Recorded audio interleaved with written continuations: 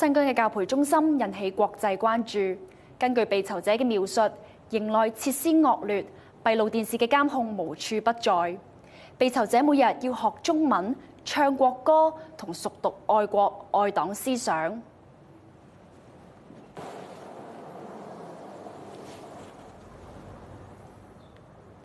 營內嚴禁進行祈禱，有穆斯林信徒更加被逼要親手將祈禱用嘅地氈掉入火堆之中，直至燒完為止先可以離開。好多教培中心嘅幸存者都表示身心備受折磨。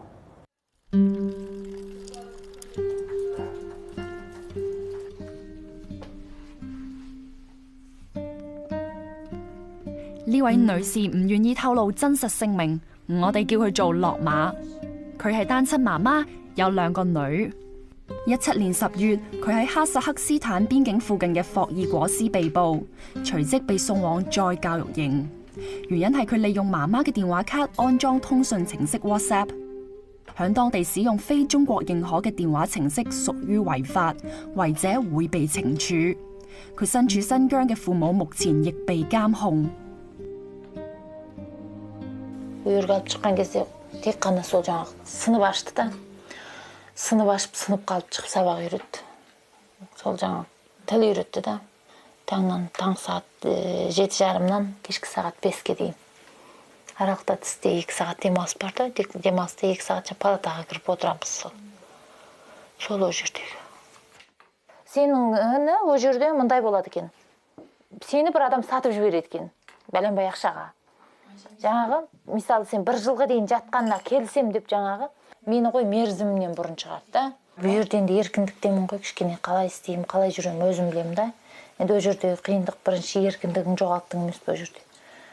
Өзің ол адамның бірінші ең қиыншылығы, үлкен қиыншылық жоқшылық емес та, мына жоқ, мынау қазіргі қиыншылықтар оншалық көп қиыншылық емес. Ол жердегі қиыншылық болды. Өйткені адам өз бас бостандығыңнан айырыласың да, еркіндігіңнен айырыласың. Өзіңді өзің білмейсің, өзіңді өзің меңгере алмайсың. Сол себепті сол қиыншылық.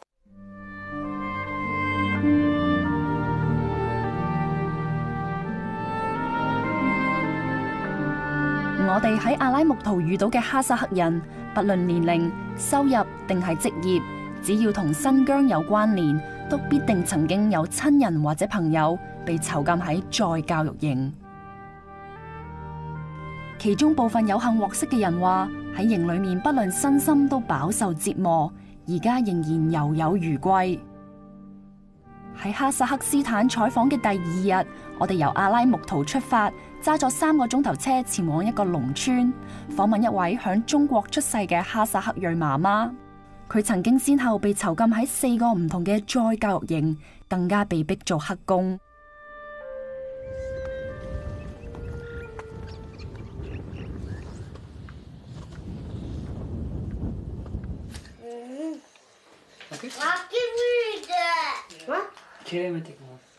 佢唔願意透露真實嘅姓名，我哋稱呼佢為管娜。佢有3個仔女，其中2個住喺新疆，另外1個喺哈薩克斯坦居住。管娜今年39歲，佢喺新疆長大，後來搬去哈薩克斯坦居住。17年7月，佢返新疆探望臥病在床嘅爸爸，過境嘅時候被拘捕，然後被送去再教育營。өкіл салды, өкіл салғаннан кейін не өкіл екенін білмейміз, тұмаудың өкілі деп қойды, бірақ та жуан өкіл, үлкен жуан өкілді мына иықтан салды. Сол өкіл салғаннан кейін тамаққа тоймай кеттік. Сол алдында тамақтарды жемегенбіз ғой, шик екен, кейін деп момыларын, сол күріштерін айту, біртүрлі тамаққа тоймай кеттік қой. Қашан тамақты ойлайтын болдық. Бүгін көп салама, бүгін және күріш па, бүгін не берер екен деп тамақты ойлайтын болдық. Бірақ та менің көзімнен жасаға бастады жүрге барғаннан. Көзім әлсіз. Өнен кейін менің ғой енді айту өз басым не қылдым, бірақ көптеген қыздардың әлгі әдеттері тоқтап қалып келмепті ғой. Ол сөз ұяттық жоқ. Өнен кейін өзімнің көргенім 3-4 қыз ұйғыр қыз көмірім болды. Оны бізге ұйғыр мұғалімдер мен қазақ мұғалімдер болады ғой ол жерде. Сонда лазыны қайнақ суға сап, жылы суға сап, сол лазыны әкеп берген. Өзім көзім көрді енді. Бір-екеуін сөйтіп ше, мынау менің жусан көмірің сақаяды деп. 舊年，內地官媒中央電視台拍攝咗一輯關於再教育營嘅節目。節目內容指，營裡面嘅學生都非常愉快咁喺度學習普通話同埋其他職業技能。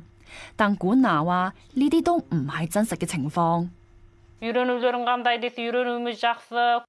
Айтамыз, сонымен ол кісілер билетеді бізді. Әрекет қылып жатырмыз, билеп жатырмыз деп. Бұлар жақсы екен ғой, бұл. Мектептарың бір уақыт әрекет палиат қылады екенсің, тамақтарың қандай десе, тамағымыз жақсы тойып жатырмыз дейді, не тамақ жейсіңдер дейді. Жасасам да мен бір тек заңсыз іс әрекет істеп бақпаппын күні бүгінге дейін. Бірақ мен апарып қолыма кісен сап рухани жақтан бір дәретке бару үшін бәгау десем, я баламды көре алмасам, я еркіндік бола алмасам, мен қиналдым, азаптандым, ауырдым, өкілді де салдым. Мен не өкіл екенін білмеймін әзір. Енді мен барғанның өзінде де күздер әуелқан деп арқылым қалып отыр ол. Сен айттың деген күмән менен, бәлкім мен атып етуі де мүмкін. 古娜同落馬一樣，都喺新疆嘅村落長大。佢哋嘅村長亦同內地當局簽署咗協議，同意將古娜送去再教育營。除咗古娜，好多人都喺唔知情嘅情況底下，個名被省政府官員上繳至中央。古娜先後喺幾個再教育營生活過，最後被送到一間工廠。佢每日被逼長時間縫製手套，賺取微薄嘅薪酬。佢喺工廠工作咗1個月，惡劣嘅工作環境令佢嘅健康每況愈下。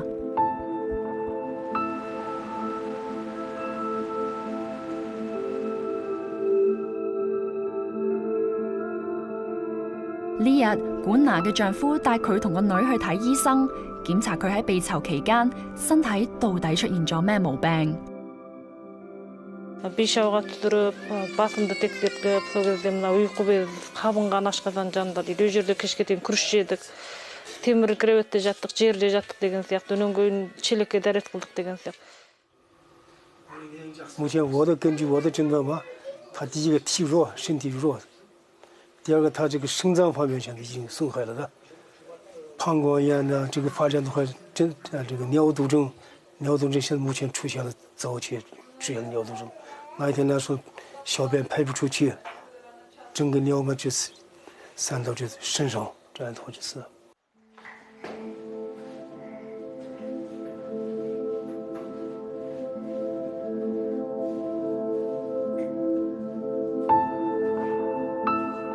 管娜被囚期間，佢丈夫經常到 Atatürk 人權組織求助，又寫咗好多封信到哈薩克斯坦政府，要求釋放佢嘅妻子。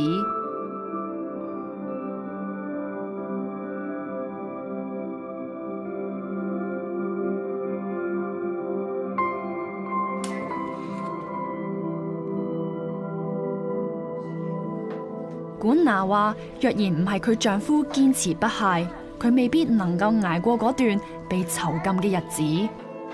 Алғашқы Қытайға келе алмағаннан кейін мен 2 жастық баламен қалып отырмын ғой үйде. Соны істейін десем істей алмаймын. Бір жерге апарып қойып қойсам бұл жылап. Анамнан айырылған десе, папа сен де тастап кетесің ба деген күндер болды. Іштей тындым, баланың жылаған көздерінің жастарын көрген кезде ішімнен тынып кетемін, амал жоқ. Қазақ болса қазақ бол, аман қалсын қазақ бол. Бұның енді көз жасына қалмайын енді. Өлі айырылса ол мейлі, тірі айырылған өте азапты екен де. қазақшасына деген бізге де болмайды。近2小時嘅訪問嚟到尾聲，管娜嘅情緒仍然未能平復。佢話有機會同我哋分享過去種種嘅經歷，對佢嚟講意義重大。 Мен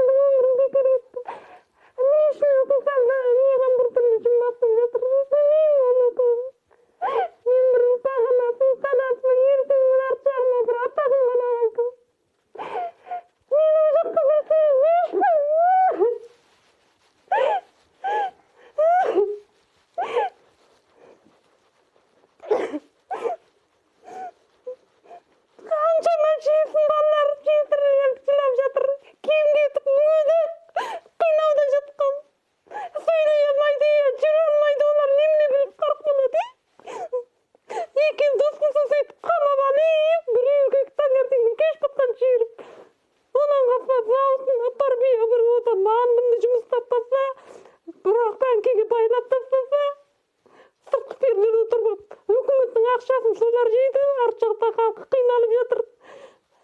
Көзім көрді ғой менің. Бірақ мына жерде жалаң аяқ өліп кетсем де мен өкінбеймін ғой.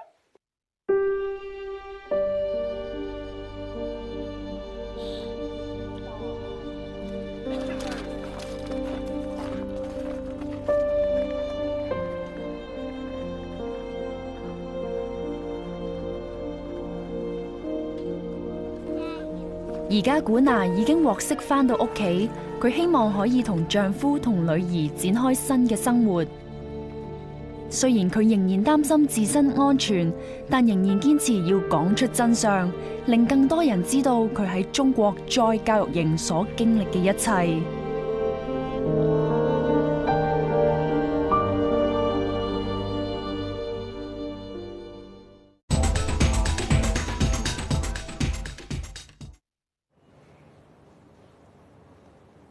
被拘押喺新疆教培中心嘅人，包括維族著名嘅知識分子同精英，當中有作家同大學教授。佢哋嘅知識領域涵蓋維吾爾族歷史、人類學等各個範疇。有人權組織表示，佢哋根本就冇職業培訓嘅需要，更加冇就業憂慮。當局拘押最有成就嘅維吾爾族人士，係內地近年嚟最強硬嘅一次社會改造運動。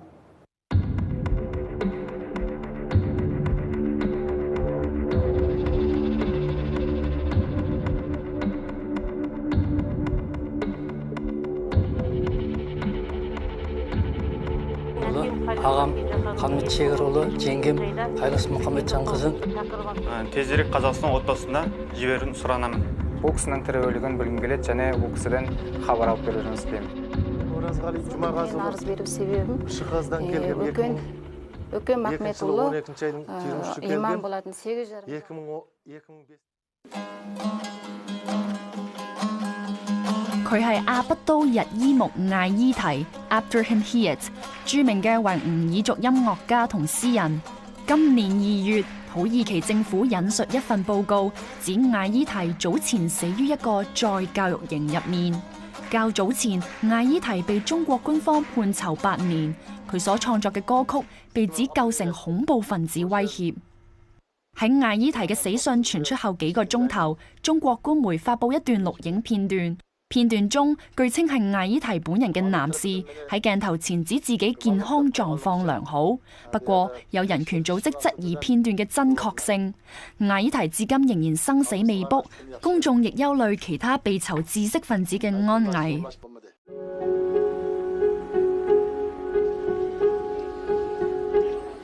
雖然囚禁喺新疆再教育營嘅大部分係維吾爾族人，但唔少住喺阿拉木圖嘅哈薩克人亦都身受其害，尤其係揾緊佢哋喺新疆失蹤嘅親人。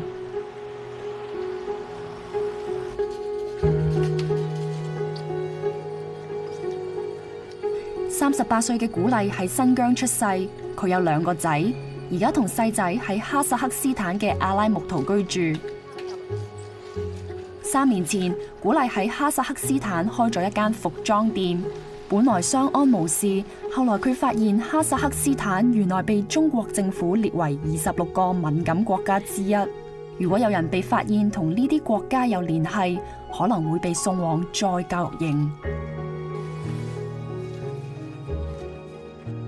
古麗擔心被捕，於是向哈薩克斯坦申請居留權。冇幾耐，佢爸爸就被人捉咗去再教育營。佢爸爸本身係一位退休高級教師。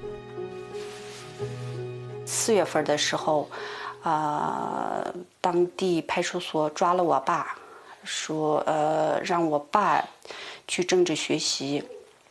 然後4月底我去問了，我自己問了，因為家裡人都害怕，都不敢問。我去問了以後，當地派出所給我說，因為你加入外國國籍，所以你們家裡的可能思想可能有問題，所以你爸去政治學習。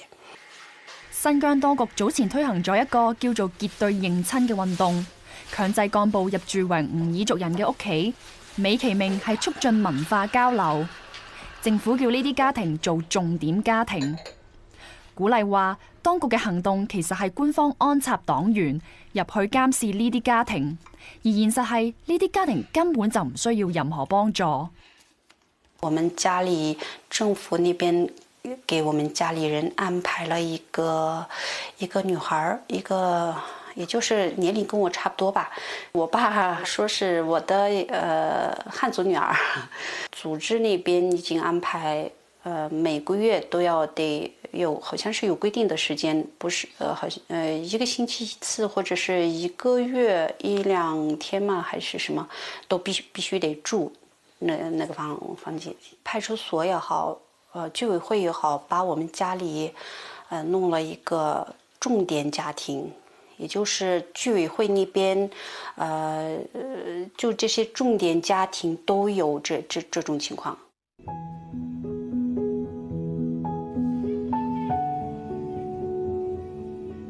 古麗同丈夫已經離咗婚，佢擁有細仔嘅撫養權，而大仔就交由前夫照顧。古麗話：佢好希望帶大仔離開新疆，但佢嘅申請仍然有待當局審批。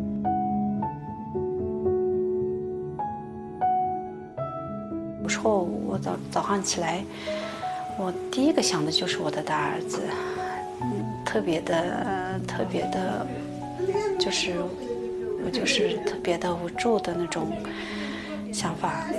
如果能幫忙的話，問問我大兒子，想跟我在一起，還是想跟爸爸在一起？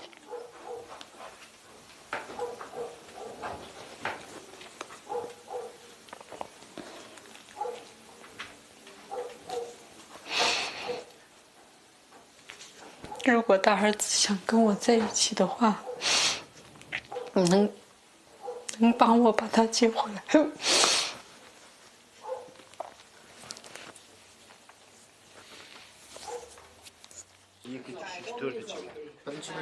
馬丹阿布里茲 （Madan Abulizi） 嘅媽媽莎拉伊斯蘭 （Sarah Islam） 同古麗嘅爸爸一樣，都係知識分子，亦曾經被送往新疆嘅再教育營。我哋喺人權組織 Atajus 嘅辦公室遇到馬丹。薩拉係一位維吾爾族嘅退休婦產科醫生，佢本來喺新疆伊寧市嘅一間醫院工作。98年退休之後，佢搬到哈薩克斯坦同馬丹一齊住。17年4月，佢被要求返中國，隨即被送往再教育營。原因係佢喺電話入邊安裝咗通訊程式 WhatsApp， 當地禁止使用非中國政府認可嘅手提電話程式，違者會被懲處。不過，馬丹認為只有省政府內部先知道佢媽媽被拘留嘅真正原因。Мен ойлаймын да, менің ойымша енді ол кездерде әртүрлі нәрселер, қазір мен ойлаймын ол жаққа бар ғой, олар ештеңкені ойламай апарады. Менің ойымша да. Ойламай апарады, сен білімдісің ба, білімді емессің ба. Қысқасы, ана жерде істеп жатқан адамдарда да ми жоқ. Бір нәрсенің обал сауабын білмейтін адамдар менше. Менің ойымда да. Енді ол енді не деп түсіне алмаймын мен қысқасы. Қалай деп түсінеді? Мысалы, бір адам жақсы, не болса жаман болып бүйтіп бөлінеді ғой. Жамандарды да кішкене не болады өзінің. Әйелдер бөлінді, мысалы, бала туылдыратын, баланың несін. Сонымен ол кісі кәсібіне, жан-жағындағы дос жарандарына, бауыр туыстардың бәрін шығуыңыз керек деп, тағы бір екі сақшы кеп, сөйткеннен кейін амалсыздан жатуға мәжбүрленгеннен кейін барып, 2018 жылы 7 март күні барған екен. 7 март күні барып, сосын тура сол кезде олардың өздерінің ішінен үлкен жастағы адамдардың бәрі жатуға болмайды, шығарып етейік деген бір ұқты. 雖然年屆76歲嘅莎拉唔使留喺營入面，但佢亦唔獲准離開新疆。馬丹好擔心佢嘅健康，佢唔希望媽媽自己一個人生活。熱愛唱歌嘅馬丹話：希望透過歌詞抒發佢嘅感受。佢渴望有朝一日世界會還佢媽媽一個公道，同時亦還所有被囚禁喺中國再教育營嘅人一個公道。 Шет жүрсем сағынарым, жабықсам шағынарым, анашым бір өзіңсің табынарым. Анашым шалқып күлсең, алдымда ұзағы жүрсең. 響今年年初，保安局局長李家超表示，當局曾經到訪新疆，認為當地嘅反恐工作值得香港參考。但係香港嘅人權標準係咪真係可以同內地接軌呢？香港又係咪應該以內地近年嘅人權狀況作為借鑑，時刻保持警惕呢？